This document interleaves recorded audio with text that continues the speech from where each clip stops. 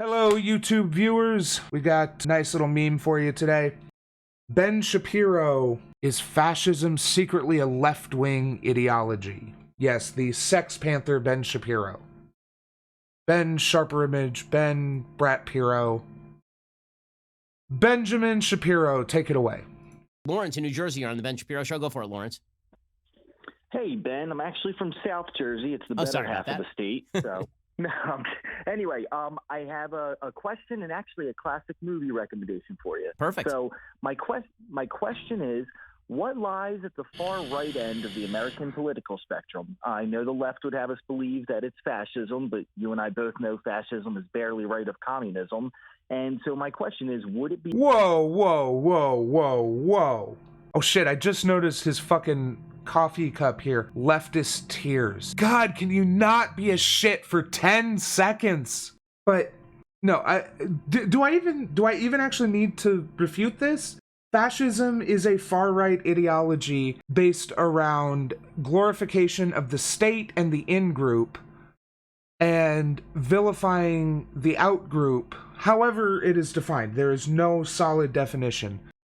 So, however it is defined, the in-group and the out-group, fascism is far-right, and communism, socialism, they often get conflated, although they're not entirely identical. Obviously, socialism leads to communism, ideally. It's a far-left ideology. Not as far-left as fascism is far-right, but they're not... God. For someone who claims...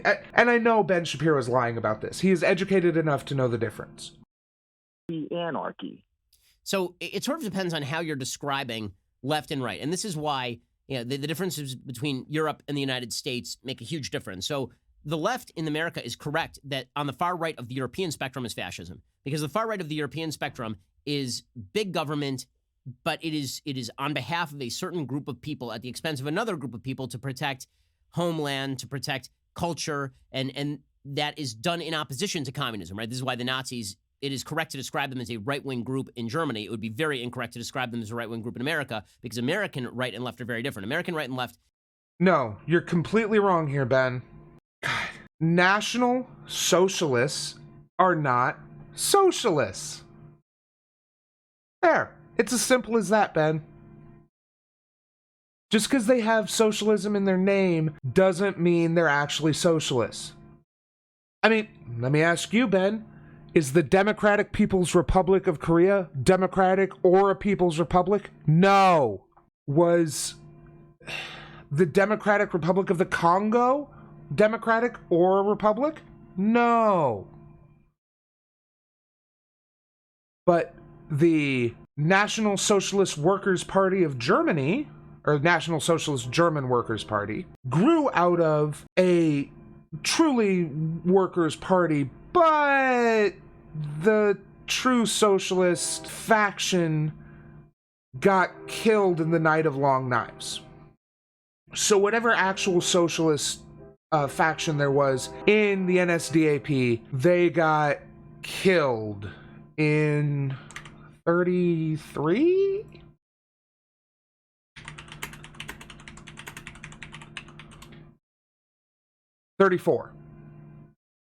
Yeah. Is about the size and scope of government. There's broad agreement in Europe about the size and scope of government. The question is to whom it should appeal. In the United States, the argument really is about what the government ought to do in the first place. The left is sort of the European right and left is the left in America. And then on the right in America... This is more incoherent than Ben Shapiro usually is. This is a common thing I've heard a lot of people say, that left and right is a difference in big government versus small government, which is ridiculous on its face.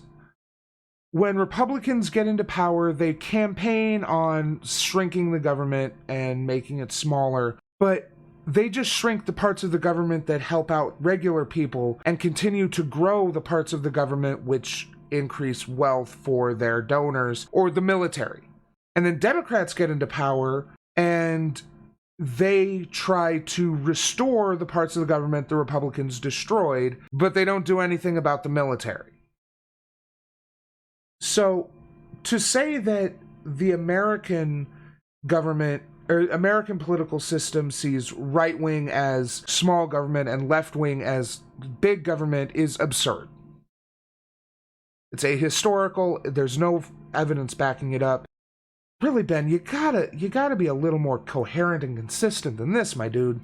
America is, as you move ever further to the right, you end up in sort of libertarian categories. And so anarchy would probably be on the very far right of the spectrum. But again, it's a different spectrum. And holy shit! You're just completely redefining words today, aren't you?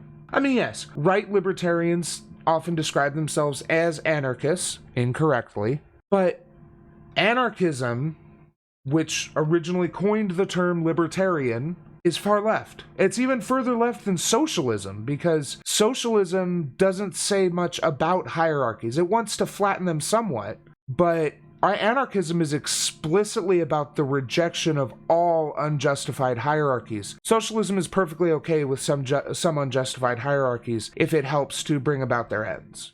Now, anarcho-socialists, like myself, want to quash all unjustified hierarchies, but yeah, you're just wrong here, Ben.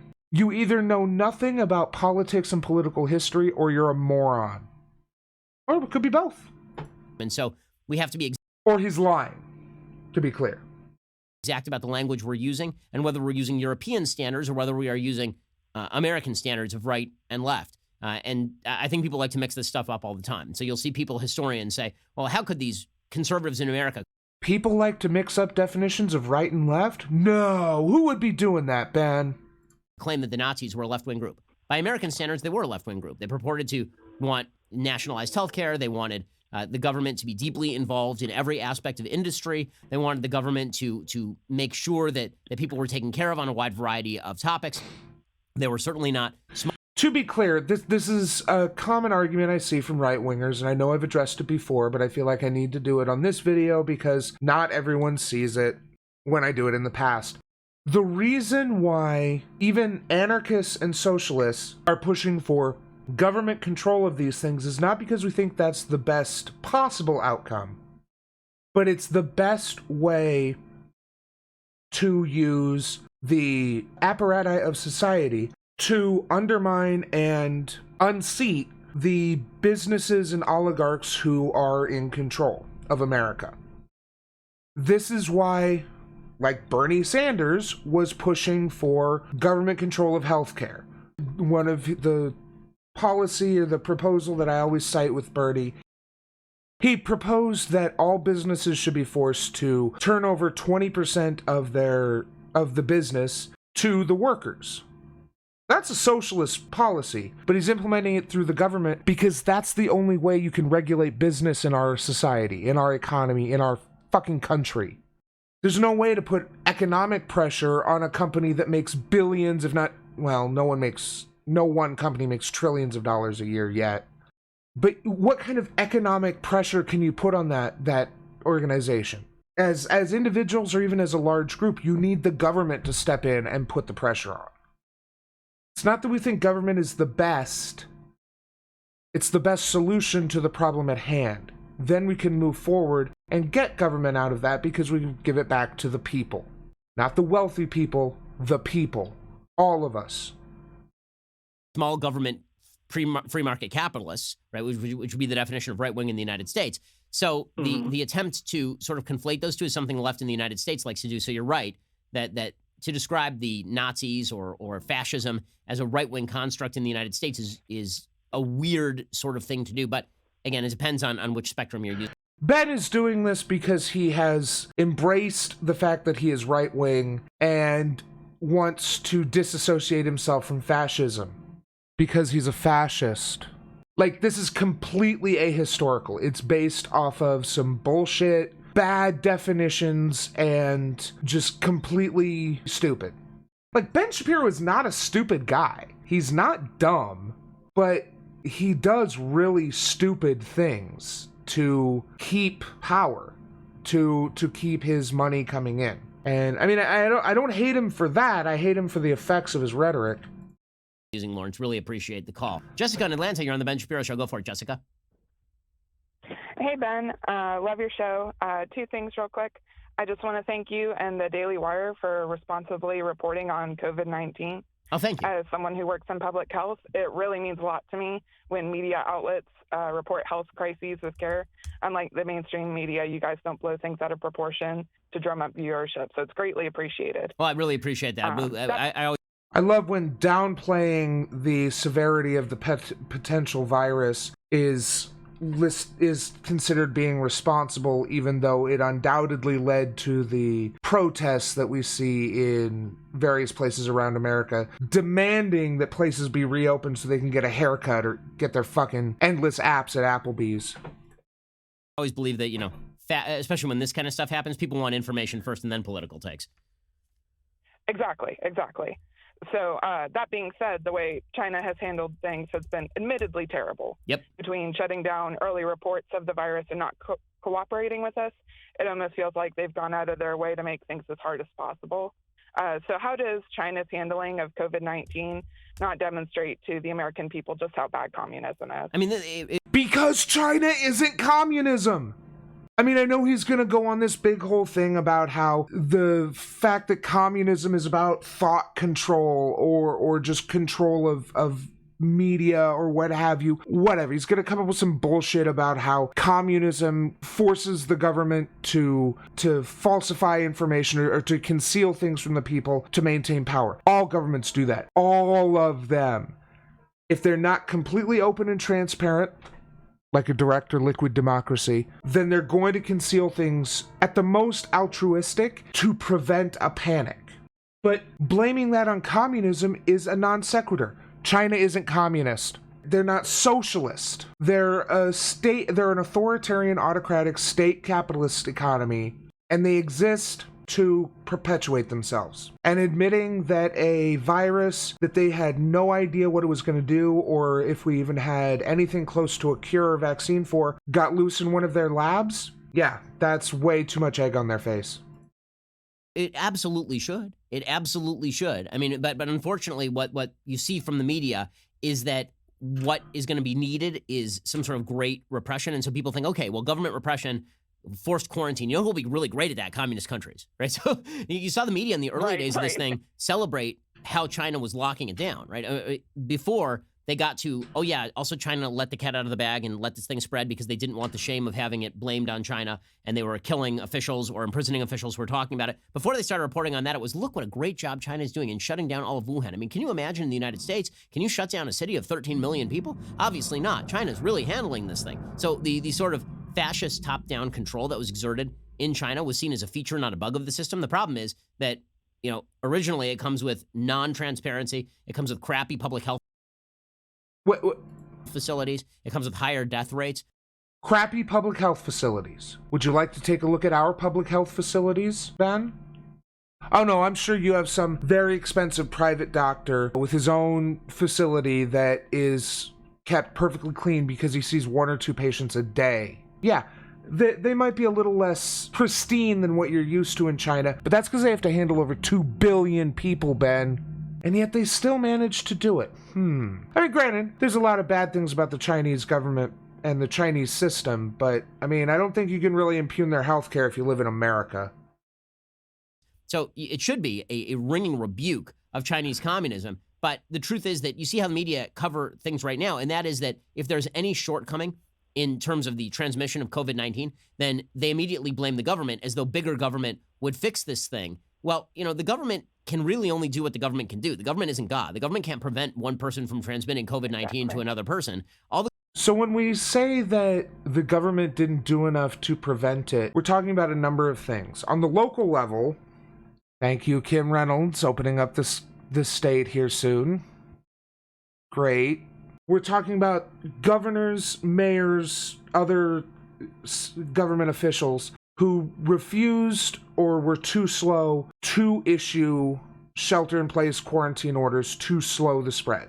But more importantly, we're talking about Trump's reaction to it, which was to completely ignore that it was an issue, downplay it as an issue, and to make it so that there was essentially, 7 weeks that the virus had to insulate itself in America, or not insulate, but to dig itself into America. And by the time people realized it was an issue, it was already too late.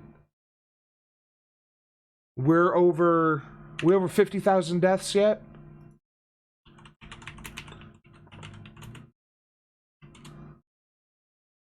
Yeah, 56,000 deaths. The United States, which has 1/3 of 1% of, or no, what is 320 million divided by 7, we'll just say 7 billion. Yeah, 4.5% of the world population is in America, and we are responsible for 25% of the deaths. So when we say that the government didn't respond fast enough or didn't respond properly, it's not because we think we need a bigger government or an authoritarian government, although there are definitely people in America who think we need an authoritarian government. Ben, let me take that back. Ben is an avowed libertarian. He believes that there should be little to no government. We should all just live under the boot heels of capitalists. But it's because our government didn't respond fast enough. And we can see that by the way other nations which responded better and faster, like South Korea, are already getting back to normal with the disease actually under control. We're talking about opening things back up when we've just started to bend the curve. It's not going to be pretty. But I guess we need to learn an object lesson. General strike May 1st. All the government can really do is prevent travel at the initial stages and then make sure that public health agencies have the resources that they need in order to move forward with it. And the government's doing all that it can, but to suggest that China handled this thing well, let's put it this way. If there were an outbreak of a disease in the United States or in the West, it would be handled much more quickly and much more seriously and with much more transparency than it was in China in the first place.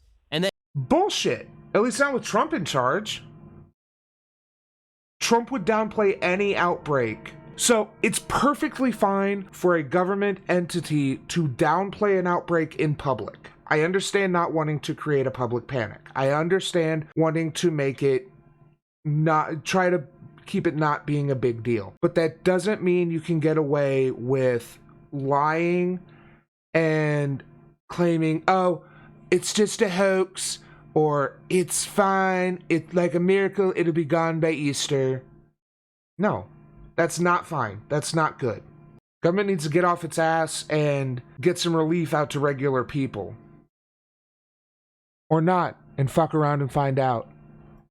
Then you would have an increasing drive for government interventionism. The nice thing about a free system, a democratic system, is that there are gradations of government control that can be gradually accessed as the threat grows. There are no gradations in China. It's either you get to move around or you don't get to move around and go home, and we're going to lock you in your house. We're going to weld you in, right? So it should be a ringing rebuke of China. Terrible.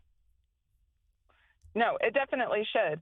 And I wonder if this is not some small reflection in why Joe Biden has bumped up in the polls, because people see what's going on and they're like, oh no, we can't have a Bernie Sanders. Well, I mean, I think that it definitely has to do with all these things. Coronavirus, like just no one has faith in Bernie to run the system, because why would you have faith in a 78-year-old communist who's never done a useful thing in his life, who's on welfare when he was running? Okay, motherfucker.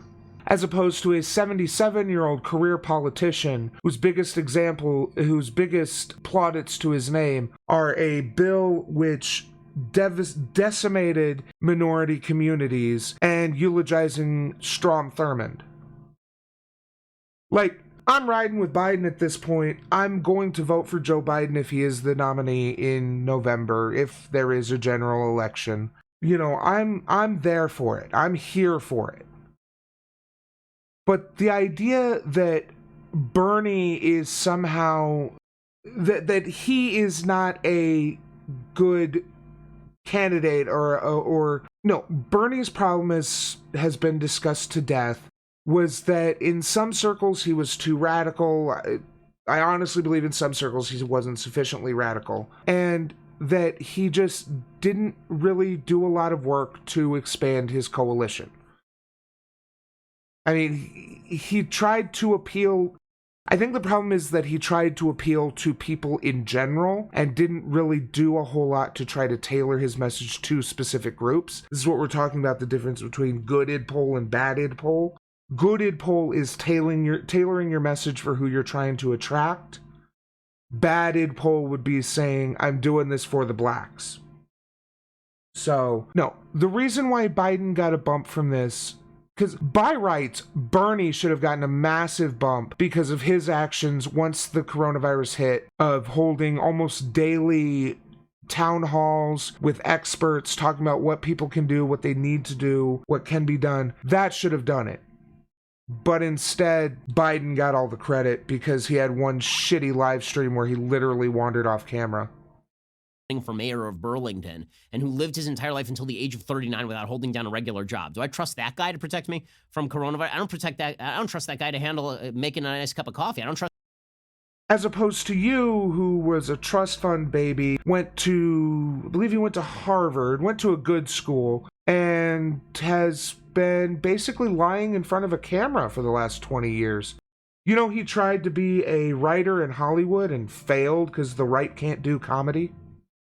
Trust him to do. Seriously, this is the unfunniest Jew in history. AOC's old bartending job, let alone handling the country. Jessica, really appreciate the call. Clay in Minnesota, you're on the Ben Shapiro Show. Go for it, Clay. Hey, yes, sir. Hey, Ben, I'm a huge fan of the show.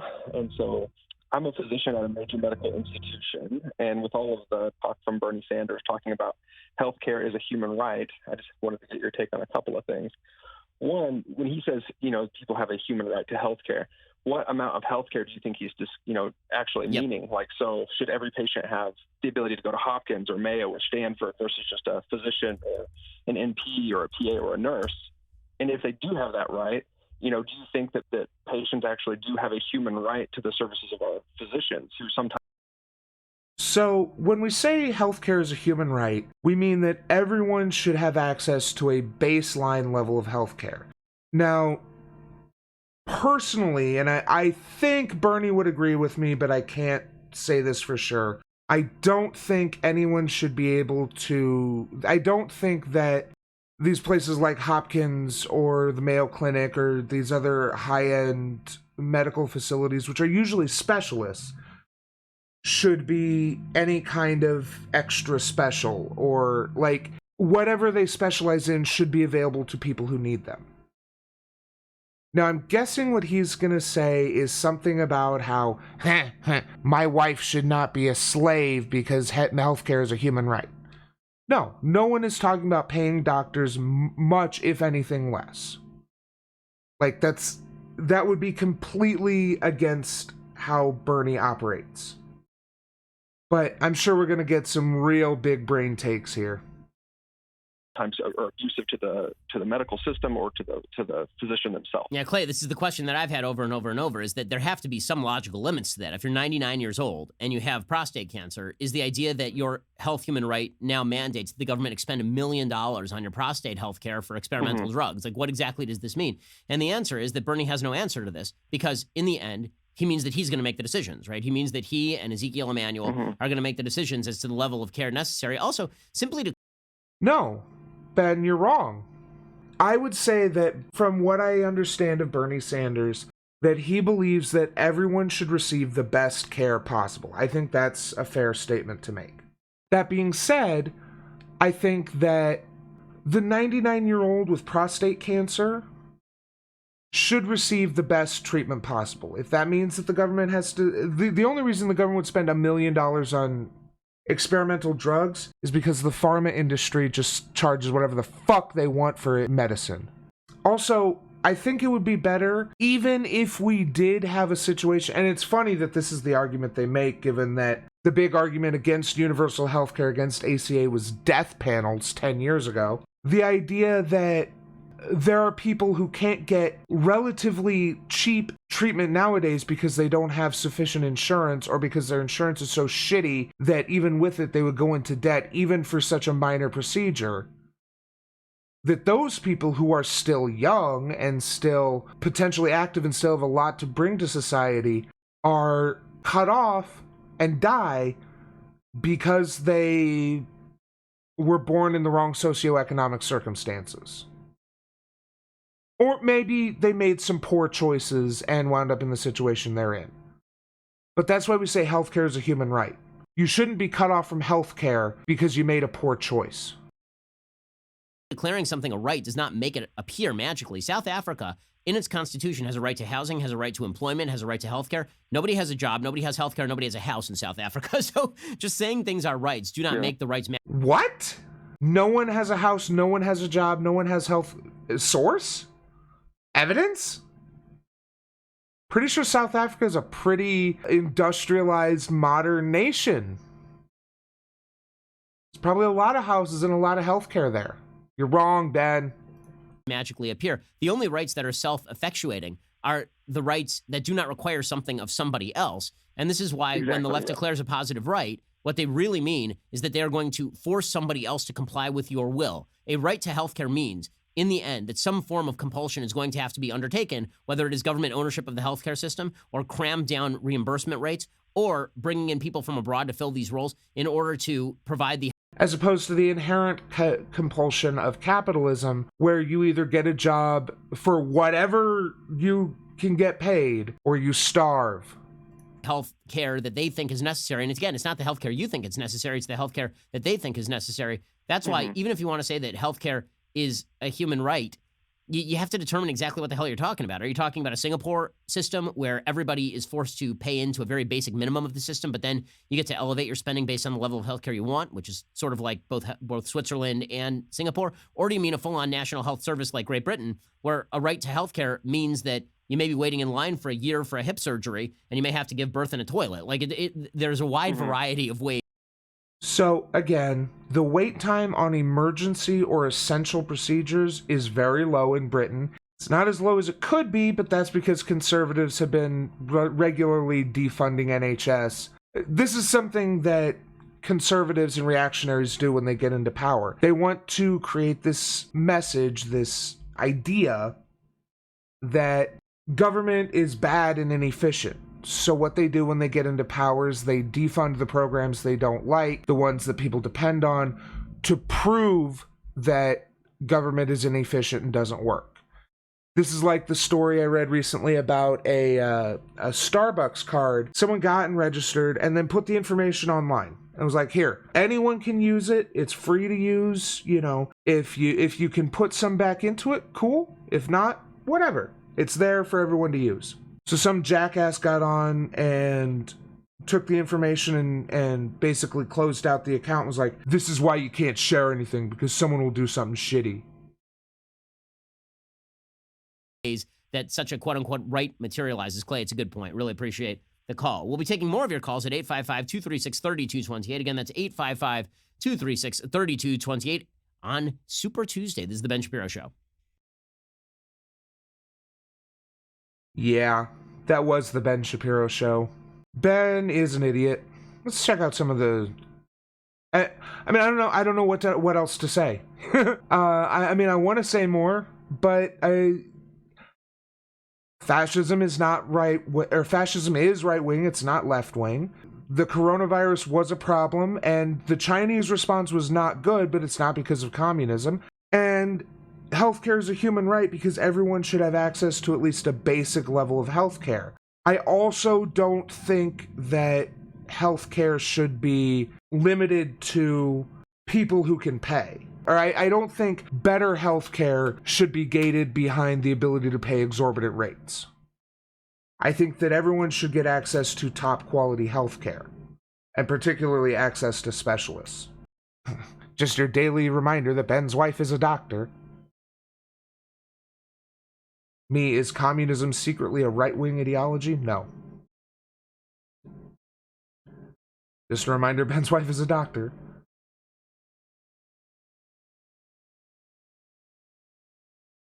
Anyway, yeah. So, Ben Shapiro is a moron. What else can I say? Hey, thanks for watching. Hope you enjoyed the show. If you liked it, like, share, subscribe, and leave a comment. Thank you. See you next time.